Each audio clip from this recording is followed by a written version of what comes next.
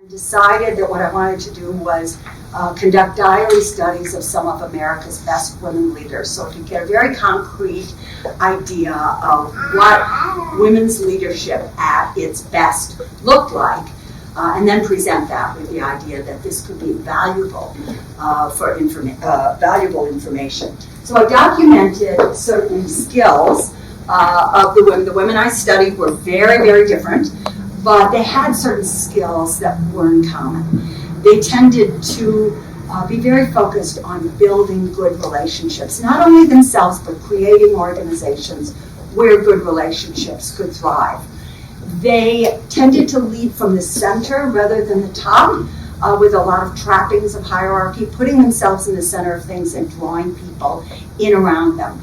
They favored direct communication rather than up and down a chain of command. They were great at motivating other people because they really understood what the factors were that lit a spark under employees and people that they worked with. They were comfortable with diversity as opposed to tolerant of it, which was interesting in that era. They themselves had been outsiders, so they understood the fresh perspective that outside eyes could bring, and they also knew in their bones when condescending behaviors and expectations felt like. So they were comfortable with the kind of diversity that has become more and more important as our workforce has become more global and there's more movement of peoples around the world. And they were also comfortable bringing their experience at home as mothers, as sisters, in their communities, in their churches or their synagogues, with their neighbors. They were comfortable bringing their experiences as mothers, as wives, into the workplace and drawing on what they had learned and vice versa, professionalizing some of what they did at home through the skills that they were learning. So they had a kind of work-life integration before there was any language around work-life integration. Now, what has been extraordinary for me has been to watch the extent to which every one of these leadership characteristics, which I will tell you in 1990 were viewed as outliers, as soft skills, as not imperative leadership characteristics, every one of them has become more and more recognized as a desirable mainstream leadership characteristic, partly because, as to some degree I foresaw, not alone, many others did as well, that the technology was going to change what leadership looked like. Partly because the nature of the economy has changed. So relationships have become much, much more important.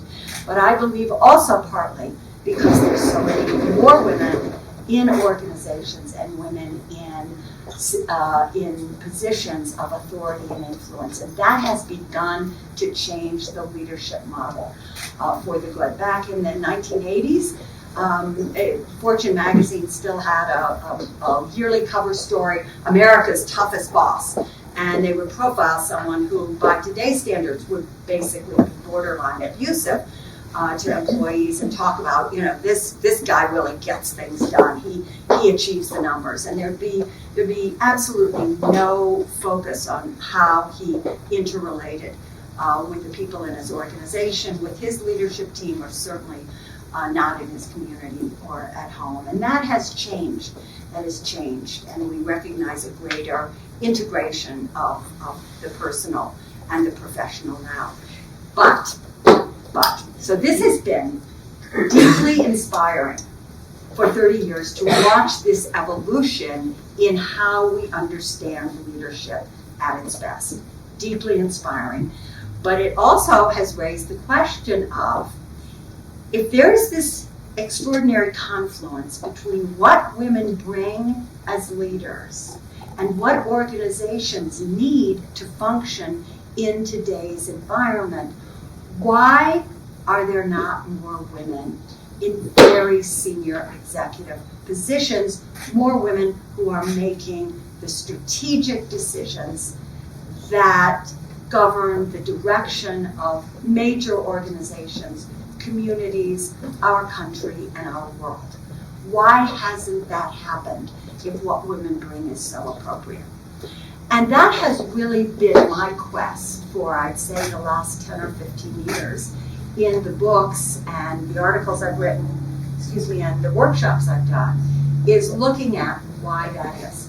Now, all of us know that there are cultural and structural inhibitions to women's achieving top layer of success.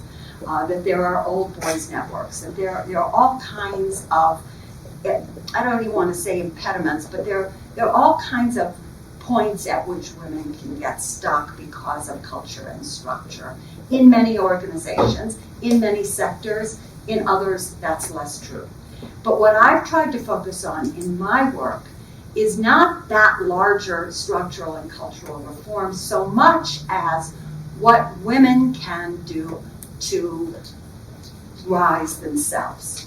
What can women contribute to leadership so that they find themselves in positions where they have more strategic influence? So that has really been, I've been looking more and more at what women can do themselves. So anyway, maybe caused me to lose a little bit of where I was. So as I was saying, what I've tried to do is to really focus on what women can do to better position themselves and prepare themselves as leaders. That has really been my quest, rather than the structure and the culture of organizations. And I'll tell you why. It's because in my experience, when organizations begin to change, it's often because there are more women. So get the women, move the women forward, and the culture will change. Don't address the culture and structure first, and then assume that's going to be helpful for women. So I've focused on what women can do.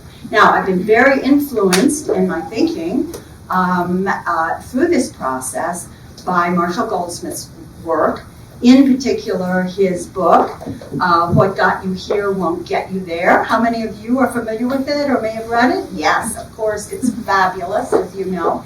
But particularly that template that Marshall had, that fundamental insight that the same behaviors that could serve you well early in your career can be problematic as you move forward, move to a higher level. The same behaviors that get you where you are won't take you to the next level, and what you're going to do about that. So I thought it was really a brilliant template.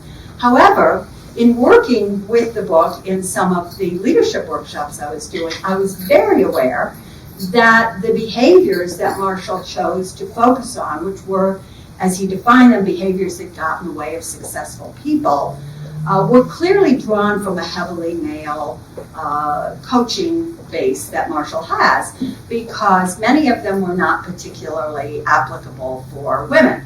For example, I think one of the first behaviors in the book is learn to apologize. And that amused me because we all know women who can't open the door without saying, oh, I'm sorry, or sit down, or stand up, or open a book, or have a glass of water, or walk across the room. I'm sorry, you know. So I thought, well, that's definitely more of a male kind of behavior. Another one he had was, don't always talk about how great you are. Well, that doesn't tend to be a huge problem with a lot of women.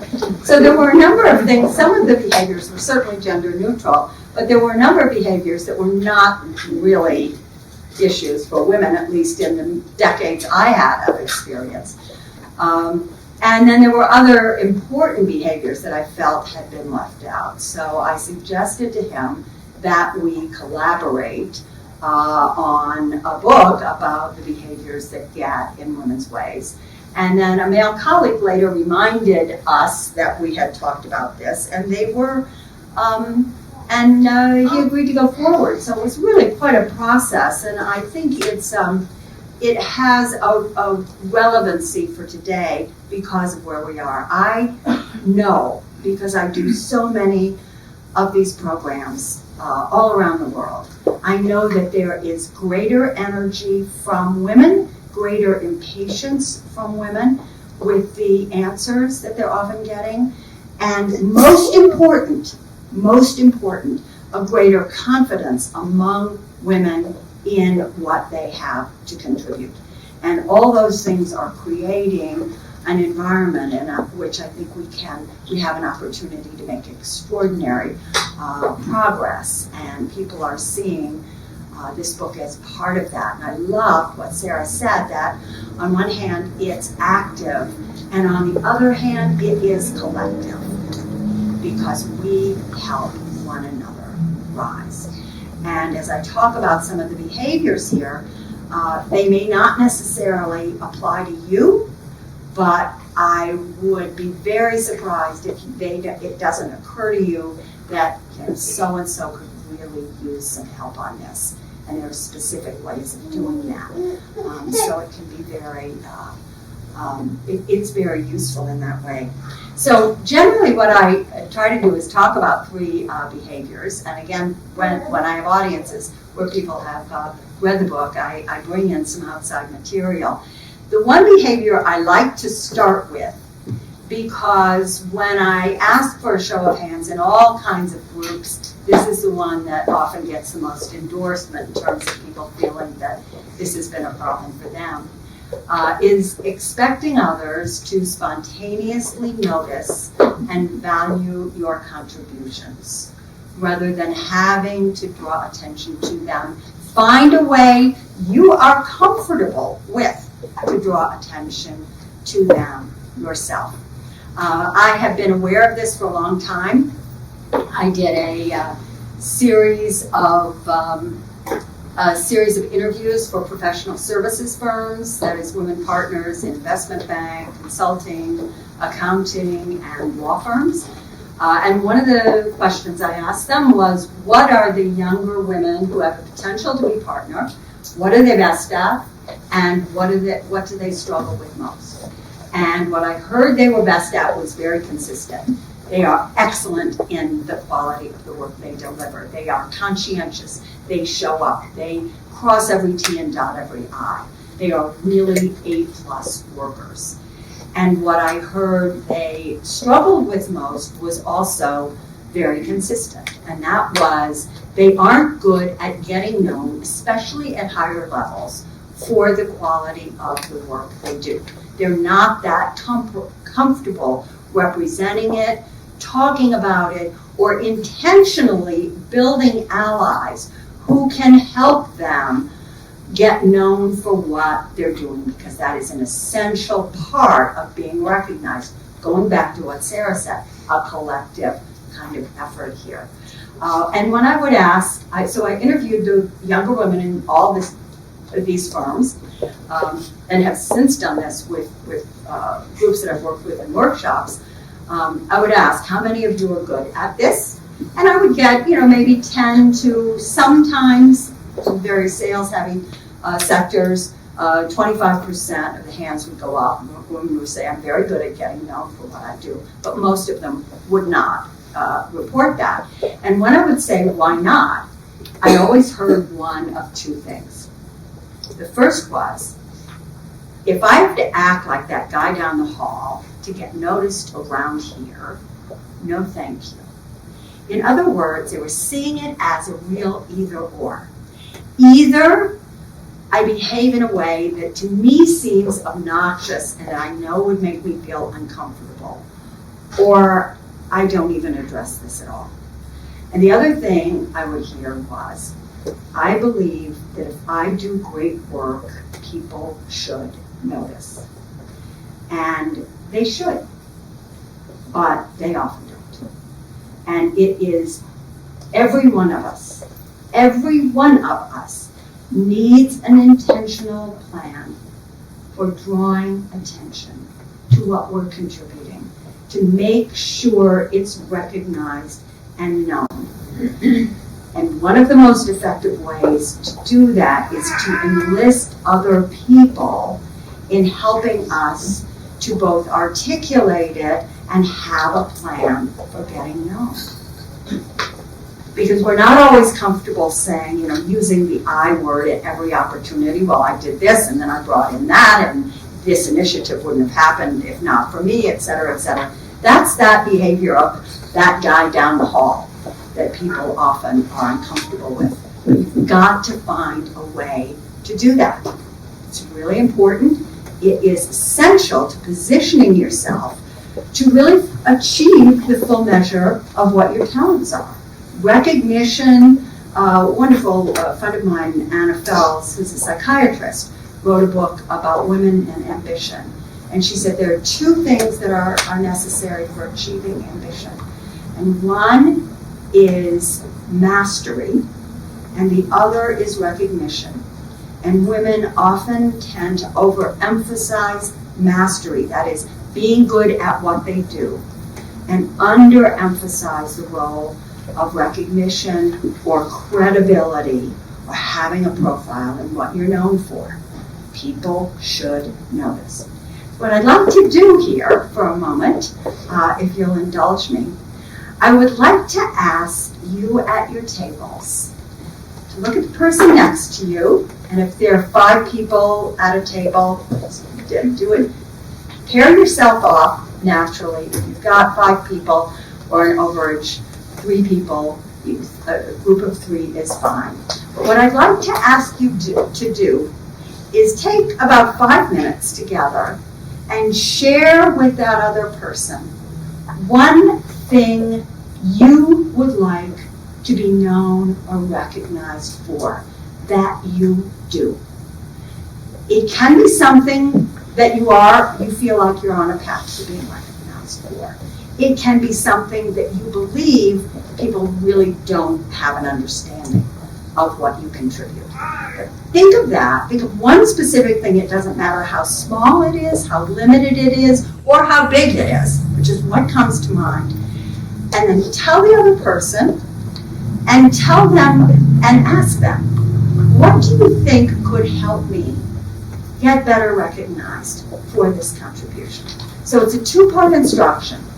Articulate something that you would like to be recognized for, that you feel you are either contributing or have the potential to contribute.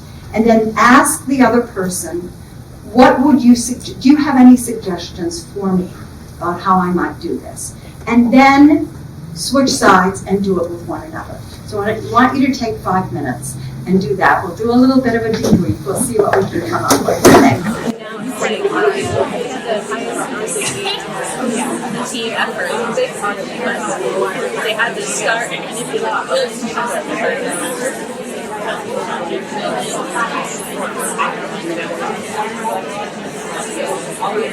Everyone's like, hey, is this $1,000? So, I'm wondering if anybody is willing to share what they discussed. What surfaced for them? What was something they may not have thought about, or what they learned in conversation with their partner. Now, I know this is private, so I'm not going to call on people, but I encourage a few of you to come forward because, again, this is a collective enterprise here, Women Rising. All right. Good, thank you. And stand up. No, you don't. Stand up, say your name, but really speak so people can hear you. And if I think they don't, I'll repeat it using the mic. So I'm Brianne Johnson. I work at management. Emily and I were talking. I get so nervous. Emily and I were talking, and one thing that you said about recognizing other women. So I want that recognition. I'm driven. I'm ambitious. But I want people to recognize me without me reciprocating that. So that's what I took away from your message, is that what goes around comes around. And if I can recognize the strong women that I work with each and every day, that will in turn come around for me. That's a wonderful point that you made. Could everybody hear her? Yeah. I was speaking as if I had a mic. I could have spoken like that. You could have heard me. But what I love about that point, it really also addresses another behavior in the book, which is leveraging, not just building relationships. And leveraging is something women often struggle with, and that is developing relationships that are often very good relationships, but also have an either tactical or strategic aspect of them, in that you're engaging someone to help you achieve something, but that you are also, in doing that, recognizing that you are positioning yourself as a resource for them, so that there's a reciprocity. It's not a direct quid pro quo, but it's just a different way of looking at how things get done. Things get done because I ask for help and I help other people, and that helps us all to rise. So that what you observed really overlaps with that. Anything else? Yes, back there. This is an add-on to Brianne's.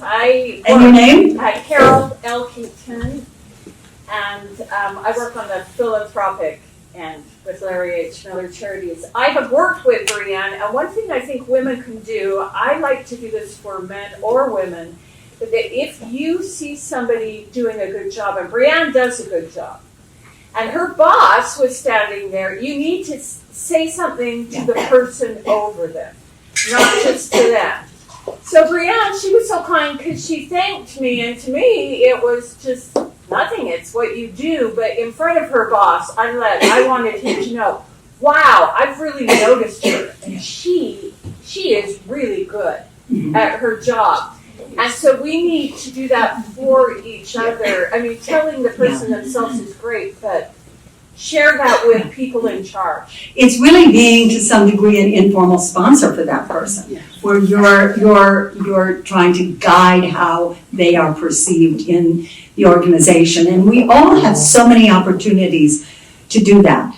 Again, I said I've been doing this for 30 years, and for 30 years I've probably never done a program where somebody doesn't raise their hand and say, you know, what do you suggest when you're sitting in a meeting and you make a suggestion and no one seems to notice, and then 7 minutes later, a guy says the same thing and everybody goes, oh, what a great idea.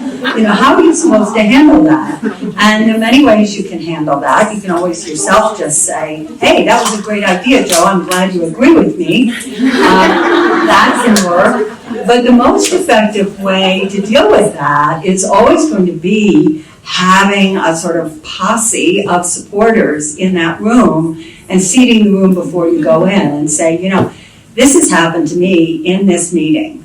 If it happens in this meeting, would you be comfortable saying, not saying, hey, Joe, you took her idea. No, not like that, but just say, you know, yeah, I'm glad you agree with what Robin introduced. Maybe we can build on that later. You know, just to make sure, just to do that little mini intervention. You know, it's interesting. I read an interview once with a fellow who he'd been at the old AT&T, which was such a pioneer in developing women's talent. And he had developed directly 3 women who had worked for him, who had become CEOs of major corporations. So that was pretty extraordinary. And it was interviewed in Forbes or Fortune, and was asked, you know, what was it about you that made you such a great spotter and developer of women? He said, basically, once in a meeting 25 years ago, a woman had said to me, you know, when I say anything in this meeting, it doesn't get noticed, and when men say it, it gets noticed. Could you just do a reality check and let me know if that's real? Because it seems to happen all the time. And he said, it happened immediately. So I said, you know, I really noticed that, you know, Sarah had been the person who brought that up. So I think it's good we've got some complementarity here. He said that within an hour, in the 170,000 person workforce that AT&T was then, every single woman in the company knew what had happened. And therefore, he had this phenomenal reputation as a great champion of women, just because he had been asked to notice something and had noticed it. And he said, I wouldn't have noticed that if she hadn't drawn my attention to it. So when we have those situations, think about it beforehand. how we might respond if something like that happens, but how we might also engage other people in supporting us in recognition that this is a collective enterprise. And by the way, that's so helpful, not just for yourself, but for other women, because when they see that happening, they may be less reluctant to raise their hand with a great idea.